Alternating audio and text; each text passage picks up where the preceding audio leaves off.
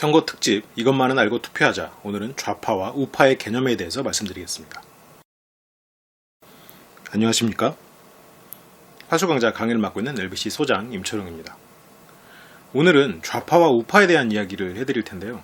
화술강좌에서 뭐 이런 얘기를 다 하느냐라고 하실 수도 있겠지만 많은 사람들과 대화를 하다 보면 꼭 나오는 주제들이 있습니다. 특히 요즘에는 이 선거철이다 보니까 많은 사람들이 정치에 대한 이야기를 빼놓지 않는데요.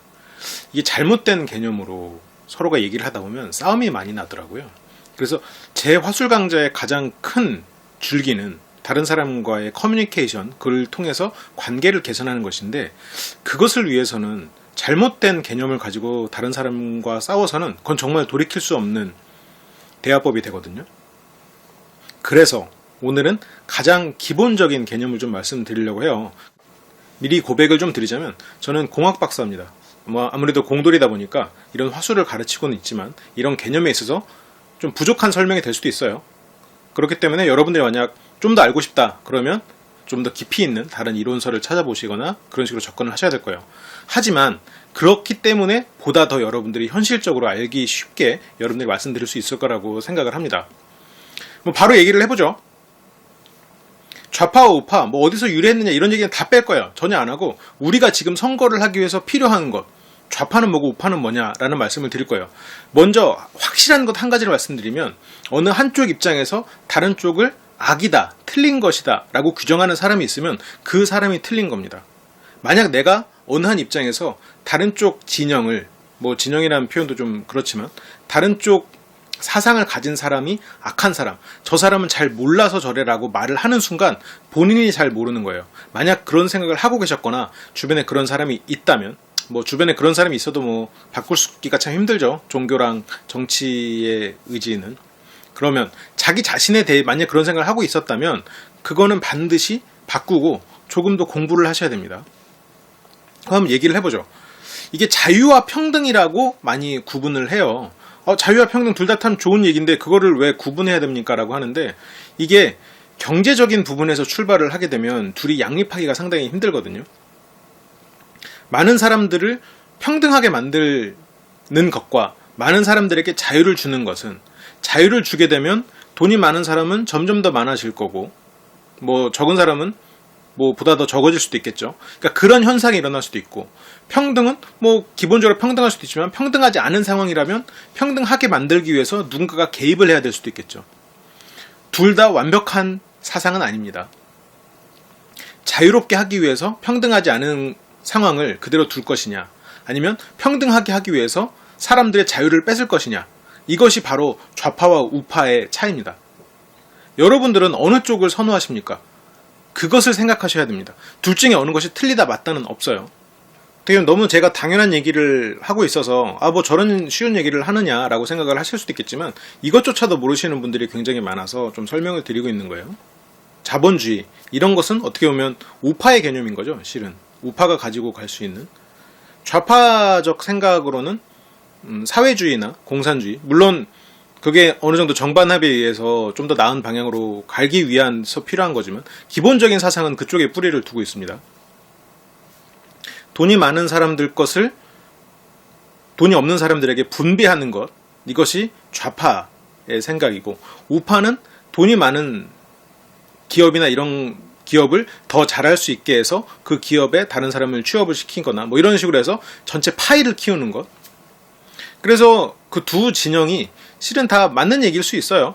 자유롭게 경제를 해야, 완전한 경쟁 체제로 됐을 때 인간은 더 노력하고, 그래서 더 노력하기 때문에 전체로 봤을 때는 더 나은 삶을 살게 된다. 그게 이제 우파적인 생각이겠죠. 자유시장 경쟁 체제. 근데 이렇게 경쟁을 하게 되면 이제 아무래도 부익부 빈익빈 현상이 일어날 수 있겠죠. 일을 못하게 본의 아니게 못하게 되는 사람도 있을 거고, 이제 이런 사람들을 위한 어느 정도 안전장치를 마련하기 위해서 우리는 복지를 또 얘기를 합니다. 근데 복지가, 그러니까 우파 쪽으로 너무 치우친 생각을 하게 되면 복지를 하지 말자 이렇게 들릴 수도 있어요. 좌파 쪽으로 너무 치우치게 되면 돈이 많은 사람 거를 뺏어다가 가난한 사람한테 나눠주자. 그러면 사람들이 열심히 살지 않겠죠. 두 가지 다 완벽할 수는 없는 거예요. 그러면 여러분들은 여기서 결정을 하셔야 되는 게 과연 내가 어느 쪽 방향으로 생각을 해야 되는가, 어느 쪽 방향이 나는 맞다고 생각하는가를 생각하셔야 돼요. 선거를 하시기 전에 요즘에 좀 안타까운 게 어느 한쪽 사상이 머릿속에 있으신 분들은 다른 쪽 사상을 나쁜 것이다라고 규정을 지어버리는 경우가 많거든요. 실은 나쁘고 좋고가 아니었죠. 뭐 나쁜 사람이 있었을 수도 있겠죠. 그렇지만 그 사상 자체가 나쁜 건 아니거든요. 나쁜 사람이 있었다고 해서 그 사상을 없애거나 그 사상 전체를 거부하거나 혹은 반대로 누군가가 이런 사상을 거부하고 있어서 나는 그 반대로 저 사람이 싫으니까 이런 사상을 좋아한다거나 이런 식으로 접근하는 건 어떻게 보면 본인 하나에게서는 굉장히 사소한 일일 수 있겠지만 이게 국민 전체가 다 이렇다라고 했을 때는 굉장히 전체적인 수준이 떨어지는 거예요. 어떤 걸 선택하더라도 수준이 떨어지는 않습니다. 근데 그 선택의 이유가 내가 어떠한 방향성을 선택하는 것이 아닌 그냥 단지 누군가를 벌주기 위해서 혹은 누군가가 멋있어서 아니면 그냥 우리 집에서는 항상 이런 사람들을 찍었으니까 이런 이유로 선거를 한다면 국민 전체의 수준이 낮아지는 거죠. 왜냐하면 선거는 대한민국에 있는 사람 중에 어떤 더 많은 사람들이 원하는 방향이 어느 쪽 방향인가를 확인하는 것입니다. 내가 어느 쪽 방향으로 가야 되는지 스스로도 모르고 내가 선거를 하는 사람들이 어느 쪽 방향을 주장하고 있는지도 모르면서 선거를 한다면 나의 표가 무슨 의미가 있겠습니까? 그렇기 때문에 여러분들은 선거를 하시기 전에 반드시 내가 과연 어느 쪽 방향의 사람인지 그리고 이 사람들은 과연 어느 쪽 방향을 이야기하고 있는지를 확인하셔야 돼요. 복지라는 말도 굉장히 달콤합니다. 좋은 말이에요. 복지가 없는 세상은 굉장히 각박하고 힘든 세상이겠죠. 근데 이 복지라는 것도 어느 계층에게 복지를 주는가 이것도 확인을 하셔야 돼요. 내가 과연 그 계층에게 복지를 주는 것을 나는 선호하는가. 왜냐하면 우리가 이제 경제학을 배울 때 가장 중요하게 생각하는 건 숨은 비용이거든요. 내가 형제가 굉장히 많아요. 뭐 부모도 모시고 있고, 부모님도 모시고 있고, 자식들도 있고, 심지어 뭐 삼촌의 대가족인데 나만 돈을 벌어요. 예를 들어서. 나만 돈을 버는데, 부모님이 용돈을 달라고 그랬어요. 용돈을 드렸어요. 그러면 자식들한테 그만큼 돈을 줄 수 있는 게 적어지겠죠. 근데 만약 자식들은 이미 취업을 해서 돈을 이제 내년부터 벌 수 있어요. 뭐 예를 들어서 여러 가지 상황들이 있을 거란 말이죠. 그러니까 어느 순간 부모님한테 용돈을 줄인다.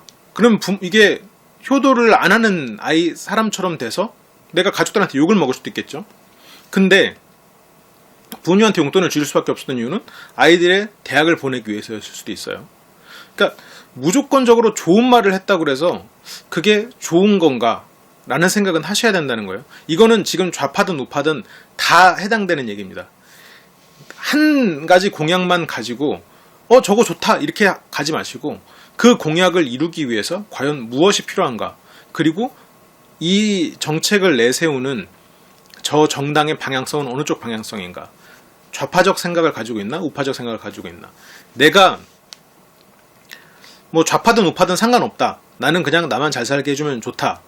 그런데 그러면 당신을 잘 살게 해주기 위해서 이 나라가 좌파적으로 가야 될까요? 아니면 우파적으로 가야 될까요?를 물어봤을 때 그거 나 뭔지 모르는데 이렇게 대답하는 사람들이 만약 국민의 대다수라면 이건 말 그대로 말도 안 되는 나라가 되는 거죠. 국민들이 그냥 인기투표를 하는 거예요. 국민들은. 하지만 선거는 여러분들이 나라를 어떤 방향성으로 가져가고 싶으십니까를 물어보는 자리예요. 그러면 좌파나 우파, 어쨌건 이건 방향성이란 말이죠. 이런 진영 논리 하지 말아라라고 하지만 이거는 지역 감정이나 세대 갈등하고는 다른 거예요. 이건 분명히 어느 한 방향성이 있습니다. 이걸 이럴 수도 있고 저럴 수도 있고 이건 안 되는 거예요. 그럴 수는 없는 거예요. 왜냐하면 누군가 이런 분배를 하게 되면 시장 경제에 국가가 개입을 해야 되는 거란 말이죠. 그러니까 내가 장사를 하는데 10가지 물건을 팔아요. 잘 팔리는 물건만 팔고 나머지는 그냥 안 들여놓을 수도 있어요. 근데 갑자기 이제 시장이나 누가 와서 이거 다른 물건들도 언제 팔릴지 모르니까 진열해 놓으세요. 이렇게 할 수도 있단 말이죠. 내가 자유롭게 잘 팔리는 물건만 팔고 싶다. 이건 내 방향성이란 말이죠. 아니면 언제 누군가가 필요할지 모르니 이런 상비약 같은 거 있잖아요. 편의점에서 뭐 약이 한 번도 안 팔렸어요. 그래도 그 지역에 사는 사람들이 새벽에 아플 때를 대비해서 약을 파세요. 그러면 예를 들어서 있는 두 가지 방향성. 과연 나는 이 두 가지 방향성 중에 어떤 쪽을 선택할 것인가? 이런 걸 선택하기 위해서 이런 걸 선택한 나라들이나 이런 곳에서 어떤 식으로 지금 되고 있는가? 내가 바라는 것은 어떤 방향성인가? 물론 여기서 제가 확실하게 말씀드릴 수 있는 건 둘 다 완벽하지는 않을 수 있어요. 그렇지만 여러분들은 선택을 하셔야 됩니다. 단지 잘못된 누군가를 벌 준다. 그거 다가 아니에요. 그 반대 방향도 마찬가지죠. 지금 이 영상을 보는 사람들이 뭐 어느 쪽 진영을 응원하든 그건 저는 상관없습니다. 근데 다만 다른 진영을 응원하는 사람들이 이상한 생각을 하고 있고 잘못된 생각을 하고 있다? 그건 틀린 생각이에요. 분명히 방향성은 둘 다 중요해요. 그런데 이제 문제는 뭐냐면 나는 이 나라가 뭐 좀 아직은 뭐 우파적으로 해서 좀 더 자유시장 경제 뭐 이런 자유 경쟁 체제로 가는 것이 전체적인 파이를 키우는데 도움이 된다라고 생각하는 사람이 있을 거예요. 이렇게 사고를 하는 사람과 반대로 이제 이 정도 볼륨을 키웠으니 이제 빈부격차를 줄이고 분배를 더 많이 해서 좀 평등한 삶으로 가야겠다 이렇게 생각하는 사람이 있을 거예요. 근데 이 정치가를 딱 봤는데 이 두 가지 중에 어느 쪽 방향성인지 방향성을 드러내지 않는다라는 건 실은 문제죠. 왜냐하면 어쨌건 선택을 해야 되거든요. 이 두 가지를 다 할 수는 없어요. 두 가지를 다 하려면 돈이 많이 들겠죠. 돈이 많이 들면 그 돈은 결국 세금에서 낼 거예요. 그러면 그건 결국 좌파적 생각이 됩니다. 왜냐하면 사람들의 돈을 다 걷어서 그거를 뭐 복지에 쓴다거나 인프라를 쓴다거나 이런 식으로 다시 분배를 하는 거니까. 그렇기 때문에 선명하게 자기 색깔을 드러내고 정치가는 우리는 그 선명한 색에서 나와 맞는 색깔을 고르는 그 과정을 거쳐야 됩니다. 물론 그 과정에서 믿을 만한 사람, 그 사람의 사람 됨됨이도 보고 여러 가지를 봐야겠죠. 근데 여기서 또 하나 맹점이 그 사람의 인성이나 됨됨이도 물론 중요하지만 그것보다 더 중요한 건 방향성과 시스템입니다. 우리가 법이 가장 최우선적으로 우리가 지켜야 되는 것이고 도덕 위에 있는 게 법이잖아요. 도덕을 지키지 않으면 나쁜 사람이지만 벌을 받진 않지만 법은 무조건 지켜야 되는 거예요. 그것처럼 우리가 어떠한 시스템 내에서 시스템은 결국 나라의 방향성이거든요. 법도 마찬가지잖아요. 나라마다 법이 다 달라요. 우리가 만약 나라의 방향성을 바꾼다면 법의 스타일이 바뀔 수도 있어요. 그건 우리가 전체적인 우리나라에 100명이 산다면 60명이 선택한 50명 이상이 선택한 물론 이렇게 다수결이 다 꼭 그렇진 않지만 지금처럼 5파전인 경우에는 줄어들 수도 있겠지만 5파전 아니죠. 이번에 몇 명 나왔죠? 몇 분 나오셨죠? 한 10명 넘게 나오신 것 같은데 어쨌건 이런 경우에는 대다수 과반수가 아닌 득표율로 당선이 되겠죠. 어쨌든 결과적으로는 어쨌건 국민들이 선택한 방향으로 나라라는 배가 갈 거예요. 그 배의 항로나 항해사는 매뉴얼을 가지고 움직일 거란 말이죠. 근데 여기서 문제는 매뉴얼을 갖고 움직이는데 옆에서 야야야 여기 암초 있는 것 같아 옆으로 가 계속 막 이래라 저래라 하면 매뉴얼이 있음에도 불구하고 그때그때 매뉴얼이 바뀌는 나라는 안 된다는 거예요.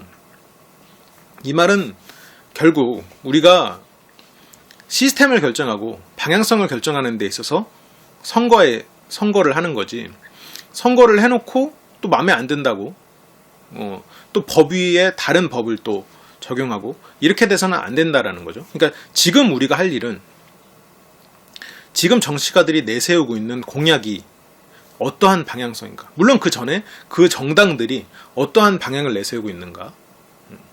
그러면 그 전에 내가 원하는 나라는 어떤 모습인가를 생각해야겠죠. 나는 어떤 사람인가. 정말 단순하게 생각하면 이건 정말 단순하게 생각하는 거예요. 특히 좌파랑 우파를 개념을 왜 어떻게 경제적으로 접근합니까? 라고 하지만 그렇게 생각하시는 분들이 많아요. 근데 실은 경제적인 구분이 우리가 느끼기에도 그리고 실제로 구분하기에도 가장 명확한 구분이에요. 물론 틀렸을 수도 있습니다. 더 찾아보시고 여러분들이 맞는 논리를 찾으세요. 하지만 지금 제가 드리는 말씀조차도 몰랐다면 조금 반성하시고 그리고 이제 다시 좀 공부를 하실 필요가 있어요. 내가 원하는 방향성은 무엇인가? 모든 사람에게 그냥 분배가 되고, 그러니까 예를 들어서 도서정과제는 좌파적 정책인가요? 우파적 정책인가요? 좌파적 정책이라고 봐야죠. 도서정과제. 책을 15% 이상 할인을 못하게 했단 말이죠. 그건 이제 좌파적 정책이죠. 단통법도 실은 좌파적 정책이죠. 뭐 좌파랑 우파랑 나눴을 때는. 사람들이 누군가는 비싸게 사고 누군가는 싸게 살 수도 있고 그런 경우가 있는데 국가에서 그렇지 못하게 규제를 한 거고, 방금 말한 도서정과제도 오래된 책은 뭐 50% 이상 싸게 살 수도 있고 그랬었는데 지금은 무조건 싸게 못 사죠. 도서 값을 그냥 내릴 수는 있어도.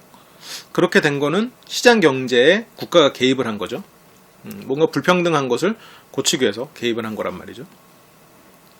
근데 나는 그런 것을 원하지 않는 사람일 수도 있단 말이죠. 근데 그런 것을 원하지 않는 사람이 많은 나라는 그렇게 원하지 않는 방향으로 갈 거예요. 근데 만약 도서정과제나 이런 것처럼 좌파적 제도를 원하는 사람들이 많다면 그렇게 제도로 가겠죠. 우리는 그런 방향성을 제시를 하는 겁니다. 누구한테 감투를 씌워주기 위해서 선거를 하는 게 아니에요.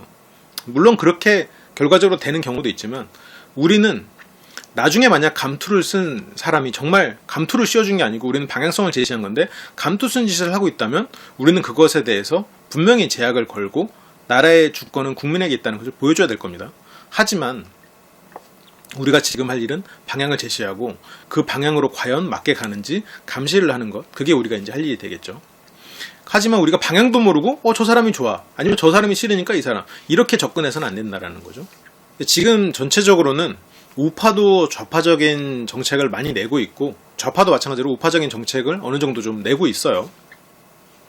근데 아무래도 좀 그냥 듣기에는 좌파적 정책이 좀 좋게 들리는 경우가 많기 때문에 우파도 약간 좌파적 정책을 이야기하는 경우가 많습니다. 뭐 증세 없는 복지가 굉장히 이슈가 됐던 적이 있었는데요. 어쨌건 이런 어떻게 보면 우파에서 복지를 강조를 했다라는 거는 어떻게 보면 좀 이상하게 느껴질 수도 있는 부분이죠. 과거의 전통적인 좌파와 우파의 생각으로 따지면. 조금 다른 얘기부터 시작을 해볼까요? 과거에는 국산품 애용이 굉장히 중요하게 여겨졌었거든요. 저희 집에서도 비디오테크, 뭐 지금으로 따지면 DVD 플레이어나 블루레이 플레이어라고 생각하시면 되는데 비디오테크를 모르시는 분도 있을 테니까 그런 거를 뭐 소니 물건을 샀다 그러면 굉장히 욕을 먹었어요. 아니 뭐 대우를 사야지, 아니면 뭐 삼성 걸 사야지, 그래서 욕을 먹었었죠. 근데 요즘에는 뭐 집집마다 소니에서 나온 플레이스테이션이 다 있잖아요. 뭐 다는 아니지만 굉장히 쓰는 것에 있어서 부끄럽지 않은 세상이 됐단 말이죠. 어떻게 국산품이 아닌 외국 물건을 쓰느냐라고 하면서 무조건 국산품만 쓴다. 이것은 옳고 그름의 문제가 아니라고 저는 생각해요. 왜 그러냐면 물론 옳고 그름일 수도 있겠죠. 저는 어떻게 보면 최대한 객관적으로 말씀드리려고 하는 건데 국산품을 전혀 안 쓰고 외국 물건이 좋다라고 해서 외국 물건만 쓴다. 이거는 어떻게 보면 국내 기업을 약화시키는 일이죠. 국내 기업이 커져서 해외에서 좀 성장하고 이렇게 하려면 내수 시장, 국내 시장이 좀 튼튼해야 된단 말이죠. 근데 반대로 우리가 진짜 국산품 애용을 해서 국산품만 써줘요. 외국 제품을 안 써준단 말이죠. 그러면 어떻게 될까요? 안 그런 기업이 대부분이라고 생각을 하지만 일부 나쁜 마음을 먹는 기업은 국내에서 제품을 팔 때는 그 제품 뭐 과자라든가 아니면 뭐 비디오 테크나 뭐 그런 것들 가전제품이든 싸구려 재질로 할 수도 있어요. 그렇죠? 과자도 양을 더 적게 넣고 국내에서 팔 때는 어차피 팔아봤자 뭐 다 사는데 그렇게 생각하면서 그렇게 팔 수도 있겠죠. 값도 더 올려서 받고 일종의 독과점 시장이 될 수도 있단 말이죠. 국내 사람들은 무조건 우리 걸 산다 이렇게 되면서 그러면 그런 상황을 방지하기 위해서 어떻게 해야 되냐? 여기서도 두 가지 관점이 있습니다. 하나는 국가가 개입을 해서 너 그러지 마 라고 혼을 내주는 거죠. 이거는 굳이 말을 하자면 좌파적 사고죠. 국가에서 개입을 하는 거 어쨌건 못하게 하는 거니까. 또 하나의 방법은 외국 제품을 마음껏 살 수 있게 풀어버리는 거예요. 그러면 어떻게 될까요? 국내에서 나쁜 짓을 하던 그 기업은 도태될 거예요. 아, 이거 국민들이 사질 않아 버리네. 당장 외국 제품이 반값이면 우리나라 제품은 안 산단 말이죠. 이 두 가지 방향 중에 어떤 게 옳으냐? 저는 개인적으로 둘 다 완벽하지 않다고 생각해요. 어떻게 보면 국가가 나서서 너무 이렇게 개입을 해버리는 것도 부작용이 있을 수 있고, 그리고 외국 시장을 완전히 개방을 해버리는 것도 당연히 부작용이 있겠죠. 그래서 이거는 어느 정도 그 하나하나 따져봐야 할 게 굉장히 많은데, 저는 이런 방향성에 대해서만 말씀을 드리는 거예요. 그런데 또 생각을 해봤는데, 국가에서 규제를 내서 뭘 못하게 하고 그걸 통해서 분배를 이루는 것, 그래서 이런 자유랑 평등이라는 것들이 극단적으로 갔을 때는 분명히 둘 다 문제가 생길 수 있어요. 그렇기 때문에 서로가 견제를 하는 거고요. 좌파나 우파라는 게 라이트윙, 레프트윙으로 해석이 되더라고요. 원래의 말은. 결국 양쪽 날개가 있어야 날 수 있는 거잖아요. 그래서 인권에 대해서도 생각을 해보면 좌파 쪽에서는 인권을 굉장히 중요시하고 우파 쪽에서는 좌파에 비해서는 좀 그런 주제를 덜 얘기를 하는데, 이것도 생각을 해보셔야 되는 게, 인권이라고 했을 때 모든 인류의 인권, 그럴 수도 있겠죠. 근데 우리는 굉장히 나뉘어진 그룹을 가지고 있습니다. 누군가의 인권을 존중하는 순간 다른 사람의 인권이 무시될 수도 있는 거예요. 굉장히 단순하게 생각하면 저 사람의 인권을 중요시해야 돼라고 생각하는 수도 있겠죠. 그 말에 그냥 좋아 잘했어 이렇게 하고 넘어가면 안 된다라는 거예요. 거기서 숨은 비용이 무엇인가? 사형제도 찬반이 굉장히 격렬합니다. 저도 뭐 찬성이다 반대다 말은 못하겠어요. 왜냐면 저는 아까 처음에도 말씀드렸다시피 저는 공돌이기 때문에 이런 간단한 것을 여러분들에게 화두를 던져드리고 여러분들에게 고견을 듣고자 함입니다. 근데 사형제도를 지금 집행이 안 되고 있는데, 그러면 사형수들의 인권이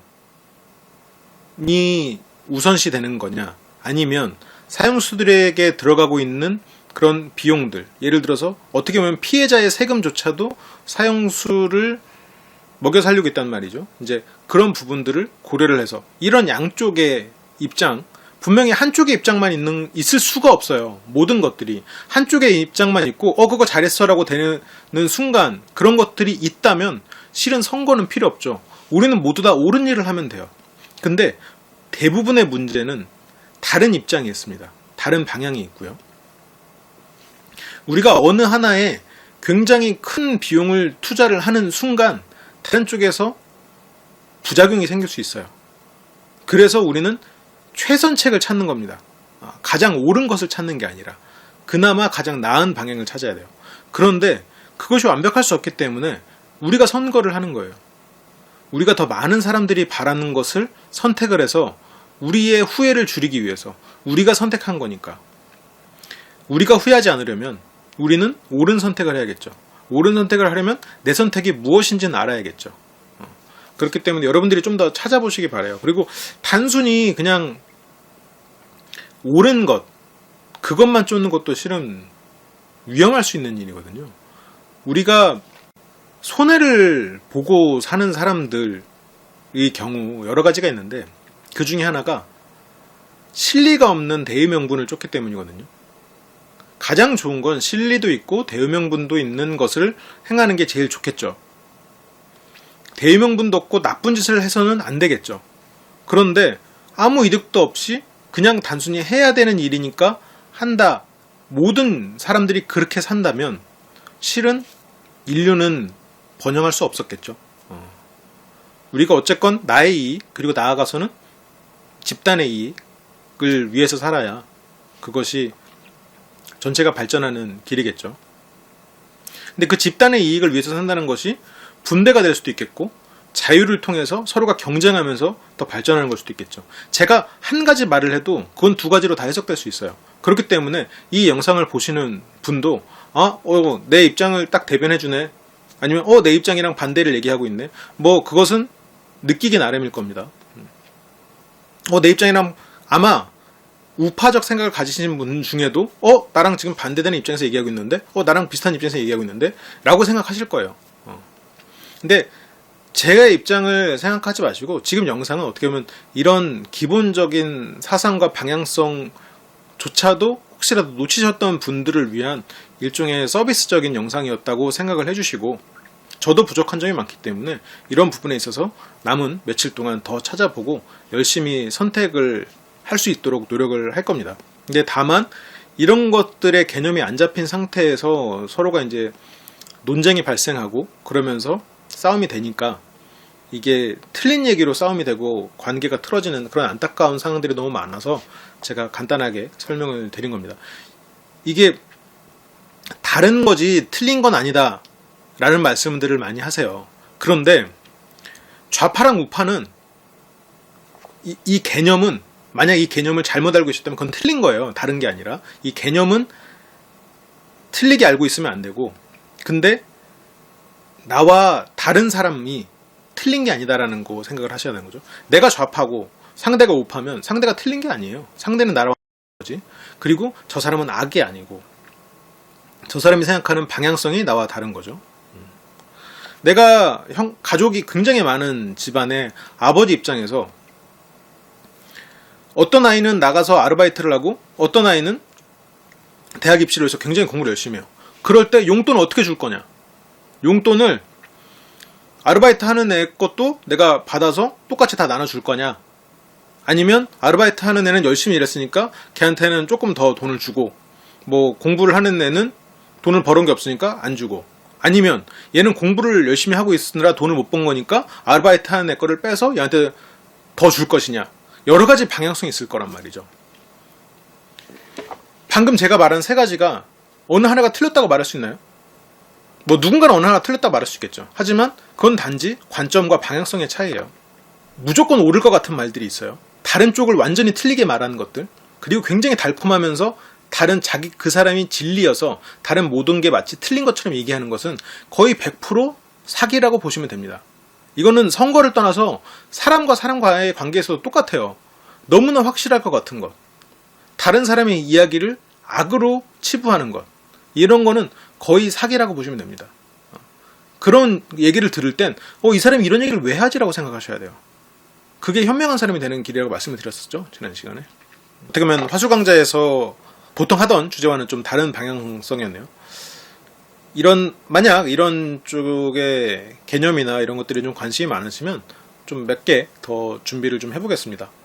다음 시간에는 그래도 가능하면 화술 강좌나 화술 상담으로 돌아올 수 있도록 하겠습니다. 시청해주셔서 감사하고, 오늘 제가 드린 말씀은 굉장히 많이 부족한 얘기고 어떻게 보면 너무너무 간단한 얘기예요. 선거를 하시는 분들이라면, 아니면 뭐 대한민국 국민이라면, 아니면 지금 현대를 살고 있는 지구의 모든 사람들이 어찌 보면 다 알고 있는 얘기를 제가 또 떠든 걸 수도 있겠습니다. 근데 만약 내가 이런 것들을 모르고 그냥 남이 지지하니까, 아니면 선거는 꼭 해야 된다고 하니까, 저 사람이 좋은 사람 같아서, 저 사람이 나쁜 사람 같아서, 누군가가 나쁜 짓을 했으니까, 저 진영은 나쁜 거니까, 저 진영은 나쁘다고 했으니까, 나이 많은 사람들이라고 무조건 지지하니까, 어린애들이 무조건 지지하니까, 어느 지역이라고 무조건 지지하니까, 그런 식의 생각을 하거나 그런 식의 말을 하는 사람이 있다면 거리를 두셔야 됩니다. 만약 본인이 그랬다면 반성을 하고, 두 가지가 다 옳은데 내가 원하는 방향은 어느 쪽인가, 그것을 한 번 더 생각을 해보시기 바랍니다. 그러면 연휴 잘 보내시고 선거도 잘 하시고, 선거가 또 끝나고 이런 얘기를 추가적으로 더 할 수 있는 날이 올 수 있기를 바랍니다. 그러면 현명한 선거를 하고 또 다음에는 화수강좌로 돌아오겠습니다. 지금까지 LBC 소장 임철웅이었습니다. LBC 방송국에서는 다양한 콘텐츠, 강의와 그리고 여러분들의 인생을 업그레이드 시켜줄 수 있는 다양한 콘텐츠들을 제공하고 있으니까요. LBC 방송국 검색하셔서 구독도 한번 눌러주시고 영상에 좋아요도 한번 눌러주시면 영상을 유지하는 데 굉장히 큰 도움이 되겠습니다. 그리고 제가 집필한 책 마음을 훔치는 대화법 이론편과 실전편도 꼭 좀 사주시면 큰 도움이 될 것 같습니다. 시청해주셔서 감사하고 저는 다음 시간에 돌아오겠습니다. 감사합니다.